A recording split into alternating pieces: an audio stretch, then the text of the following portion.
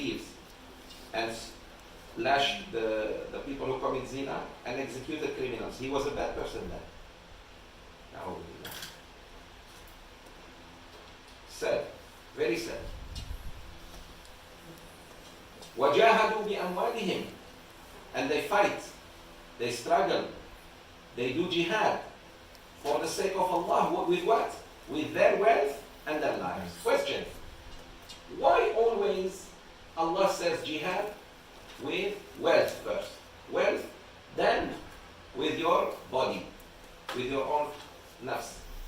Why Allah always, all the verses of the Quran, sisters and brothers, pay attention to this, all the verses of the Quran except one, where Allah says jihad, He says do jihad with two things, with your wealth and with your nafs. Meaning if you have to die, only in one ayah in the Quran where Allah says jihad with nafs first. Is in Surah At-Tawbah. Let me show you the verse. So that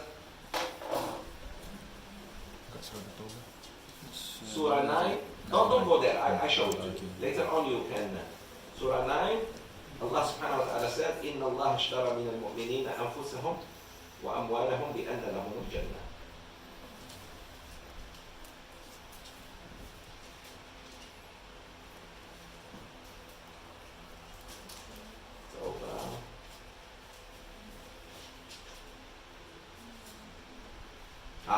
One.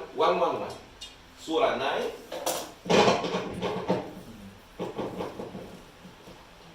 Only in Surah 9, At-Tawbah, verse 111. Allah mentions nafs before wealth. But generally, whenever Allah tells us, do jihad, strive in my cause with your wealth and your nafs. Wealth always first. Why? Who can tell me? Think. Because we can do jihad with wealth. Yeah. When you give 10 ringgit for jihad, you don't die. But nafs, not easy. Number one, not everybody can go with nafs. Only the healthy ones. The young, fit. You have to be fit first. Even old, but fit. You have nafs, you have to be strong first. Physically able to even carry a weapon. Not everybody can do that. Especially the women. So the women are exempted from jihad. With nafs. But with wealth, are they? Sister, if you give an old earrings, do you die? You don't die. If you give one bracelet for fisabilillah, for jihad, do you die? You don't. So with our money, everybody can do it. Even the blind. You are rich but blind, cannot go to jihad with, because you don't have eyes, but you can do jihad with money. So Allah wants the whole ummah to get the honor of participating. You got it? Yes. That's why the Sahaba women, Bilal radiallahu anhu says this hadith, look at me. He says, I never forget when Rasulullah told me, Bilal, go to the sister's side and carry whatever they want to give. He said, I went through them. When I came back to Rasulullah and put it in front of him, it was this much of gold. All the women start giving. Because he said, we need to finance the jihadi army. There was an immediate attack by the army against the Muslims, and Rasulullah needed to finance it. Bilal said, I never forget. It was heavy. By the time I reached Rasulullah, I was relieved. It was full of gold. There are people who had nothing compared to us. So you see, Iman? Makan, minum, salat, tidur, that's Islam. That's not Iman. Here is Iman. You follow the Quran and Sunnah. You never doubt Allah and His Messenger. And you do jihad with your properties and with your nafs, if you have to. Though now you are considered, inshallah, what? You are considered mu'min. Very good. Now, Fi sabilillah. You are not fighting for Negaraku. You are not fighting for fame or for Allah's sake. The niyyah is solely for Allah's sake. أولئك هم الصادقون. Now you reach the level of sidq. You are like Abu Bakr Siddiq. Now you have reached that level. You are truthful in your faith. أولئك هم الصادقون. So you see, when do we reach that level, my brothers and sisters? It's not with salat and siyam and zakat. That's Islam. That's Islam. Alhamdulillah, you are Muslim. What are the 5 pillars of Islam? Shahada. Very good. Zakat. Siyam, Ramadan, and Hajj. This is Islam. This is you're just a Muslim now. Okay, I want to go to higher level. Iman. Here it is. You follow Quran and Sunnah strictly. You never doubt Allah and His Messenger, no matter what happened to you. When do we doubt, by the way? When we are in hardship, when we are sick, when the business collapses, when the marriage is not working, when the children are sick, or that's when we say, Alhamdulillah, Ya Allah, I will never doubt you. Whatever you did to me for good hikmah, I know you want good for me, no matter what. Then comes jihad. Now we are mu'min. Sheikh, jihad, I cannot go to Afghanistan or Palestine. Okay, help. Palestinians are suffering, go ahead and give something there. That's your jihad. Sister, you want to do jihad? Yallah, go to Hajj. Sheikh, I did. Alhamdulillah, good, very good. So you did your Hajj. Rasulullah said, the jihad of all men and women is Hajj. Even men, all men, and all man goes to Hajj, he has done his jihad.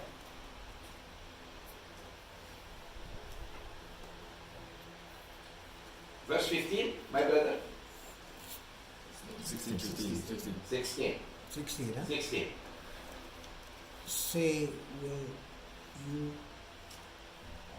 will you inform Allah about your religion? Mm-hmm.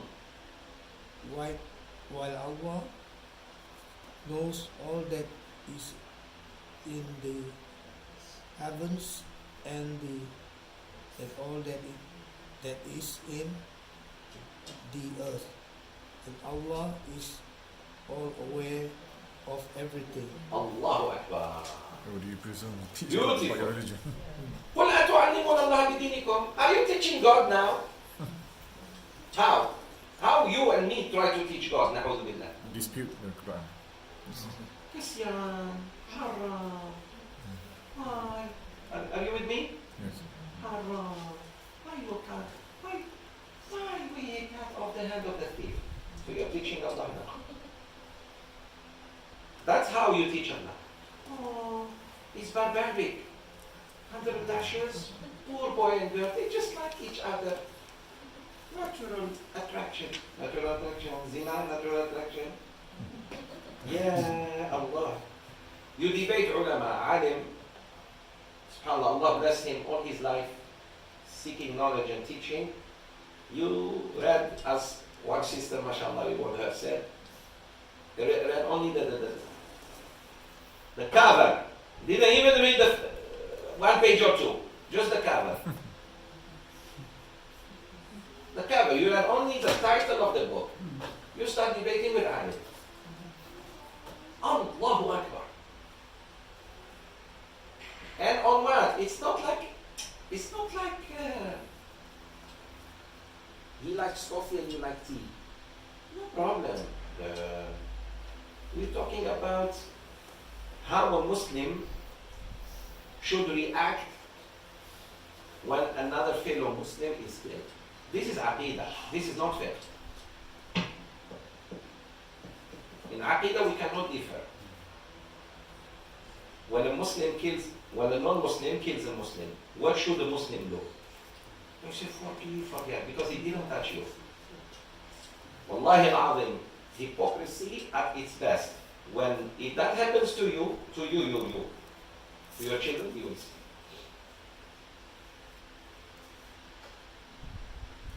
Or you want to be famous. There is no other way.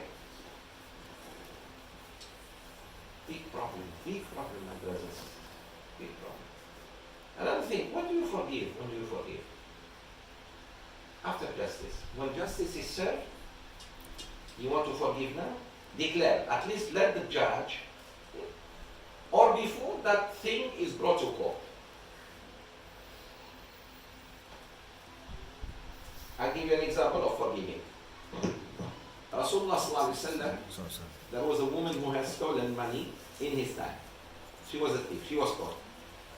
They brought her to the Prophet sallallahu alaihi wasallam, and she was from Bani Tamim, from noble family. So they tried to influence the Prophet ﷺ to forgive her because she is noble. So they sent Usama bin Zayd, radiallahu anhuma, who is very, the Prophet ﷺ had soft heart to Usama. He loved him a lot for his father. Zayd bin Haritha was like adopted son of the Prophet ﷺ. So this is like his chuchu. He went to him and said, Ya Rasulullah, ﷺ, I would like to just tell you, please, if you can forgive that woman. Wow, the Prophet ﷺ scolded him so bad. He never scolded him, except that day. Why? And he said, أتشفع يا أسامة في حد من حدود الله. Usama, are you to interfere in one of the hudud of God?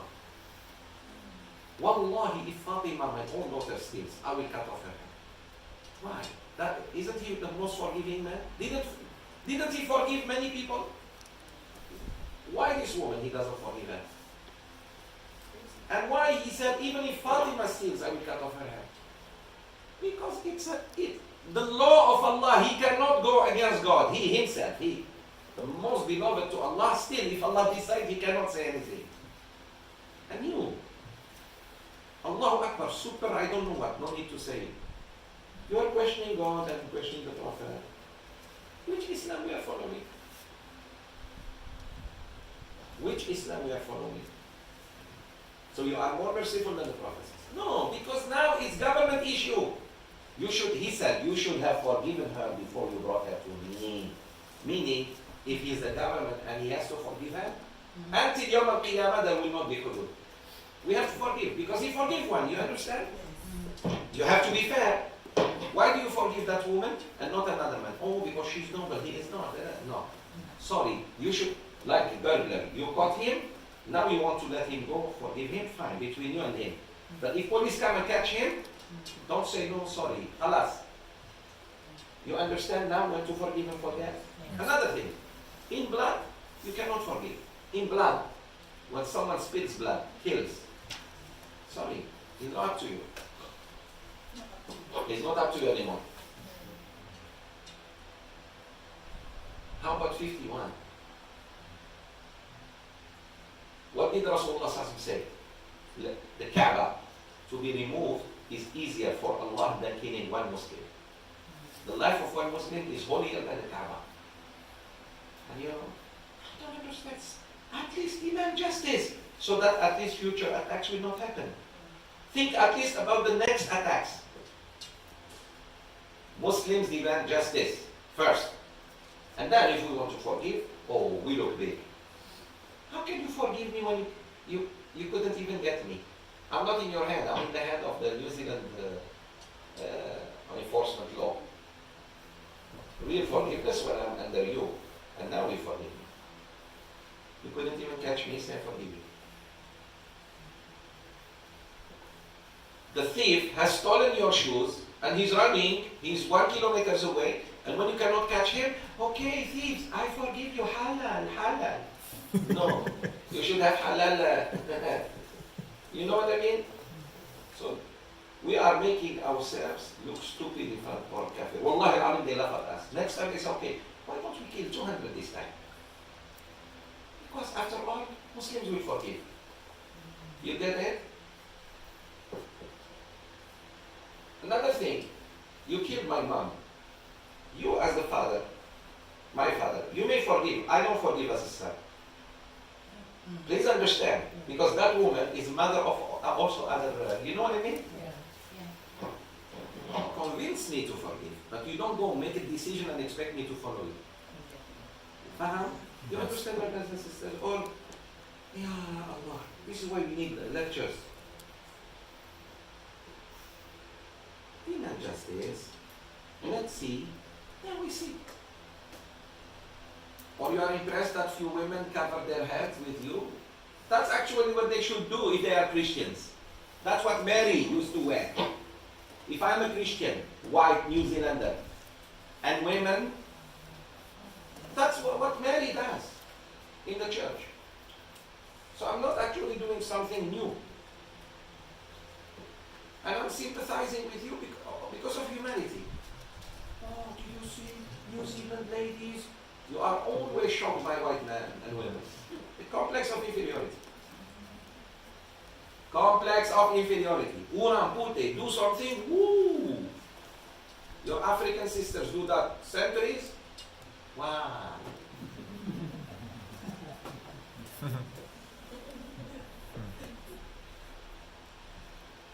If one black brother comes here or sister join us class, alhamdulillah, welcome. Okay. White man or white sister, pitati, pitatu, putata. You know what I mean? The behavior will be different. Yes, don't tell me it's not. Especially from Britain. Because you also think they are superior. They are not superior to you. Alhamdulillah. My spiritual immune system is, alhamdulillah, quite strong. I thank Allah for that. You know, you should immunize yourself spiritually more than the body. The body gets sick, don't worry. But if the soul gets weak and sick and understanding follows, dead walking zombie. You're just a dead walking man. Takbir! Allahu Akbar. MashaAllah. قُلْ أَتُعَلِّمُونَ اللَّهَ بِدِينِكُمْ. Are you trying to teach Allah with your religion? Yeah. Are you informing Him now? Oh, this shouldn't be halal. This shouldn't be haram. Panas, hijab is very panas, Sheikh Zoubir. Yeah, Jahannam is super panas. One day one sister asked me, Sheikh, it's too hot. Malaysia. I said, all Malaysia, mashallah, ladies wearing hijab. Jahannam very hot. She never talked again about hijab. Yes. Yes, it's hot. I don't deny, sister. Yes, it's very hot. Well, even hot on us, let alone on you.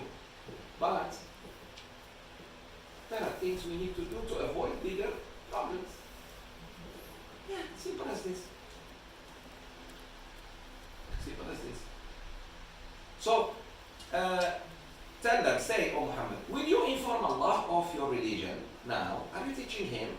While Allah knows all that is in the heavens and all that is in the earth, and Allah is the all-knowing of everything. Question. Ask them, are you lecturing God now? Yes. Lot of Wallahi al-Azim. Only in religion. I never saw someone debating with somebody higher than him in engineering. Maybe giving his opinion, but not arguing. You give your opinion, no problem, but you argue. This is a senior engineer, senior officer. You may give an opinion, but you don't say, no, we shouldn't do this, we should do this, and if you do this, it means you are this. Judgment. You lost adab, so no adab. I will teach you adab, my way. Adab. Respect the elders, respect the ulama, respect the parents. Treat this, your leaders, your parents, and the ulama. Yes, you can differ, but with adab. Don't lose adab. May Allah just teach us what is adab. Even adab, we don't know what is it. 17. Brother? Yes, my brother? Yes. Yes, yes. What's your name? Adam. Adam. Yeah. Oh, mashallah. Your power father is here. Where is your Hawa? She's here? Yes. You don't have Hawa yet? No, no. Allahu Akbar. What are you doing? Finding one Hawa. Who's his mom here? Yeah. That's the dad. That's the dad? Takbir. Allahu Akbar. Abu Adam. Ummu Adam. May Allah give you a very good Hawa. Ameen. More than you expect. Ameen. Better than you imagine. Mu'min. Strong. Wake you up for Salat al-Fajr. Ameen. Say Ameen. Ameen. Khalas. She's coming, inshallah. She's on the way. They regard it as a favor to you that they have become Muslims. Say, in accepting Islam, you have conferred no favor on me. Allahu Akbar. Rather, it is Allah who bestows a favor on you, that He has led you to the faith, provided you are sincere in your belief. Excellent. Then at the end, two more ayahs and he ends the surah. يَمُنُّونَ عَلَيْكَ أَنْ أَسْلَمُوا. Oh Muhammad, they are bragging that they have done you a favor by becoming Muslims. Who should be actually telling the other one, I have favor on you? The one who guided you, or you for saying Shahada? The one who guided you, Allah. So tell them, oh Muhammad, tell them, don't look at your Shahada as if it's a favor. You didn't do me any favor. You did favor to yourselves. And actually, if there is any favor here, it is Allah who has favor on you. Because He guided you. Never forget that. Never forget that.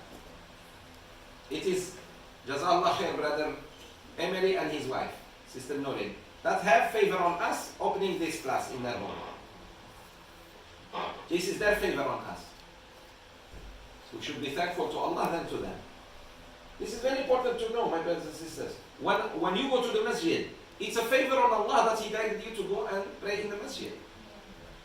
When you give sadaqah, don't think, oh, I did a favor to Allah by feeding the poor. It is Allah who did favor to you by making you think of that poor. You will die and leave that money. And your inheritors may not even know about it. Because the bank doesn't tell them, unless they come and check. You go to Hajj, you go to Umrah, you do Jihad, whatever good you do, it's the favor of Allah on you, not the other way. I told you, we are living in a world where everything is upside down. When you see something, from now on, you know what I'm going to do? I will look at you like this. Maybe that's how you look real. Takbir. Allahu Akbar. These fans, I will look at it from bottom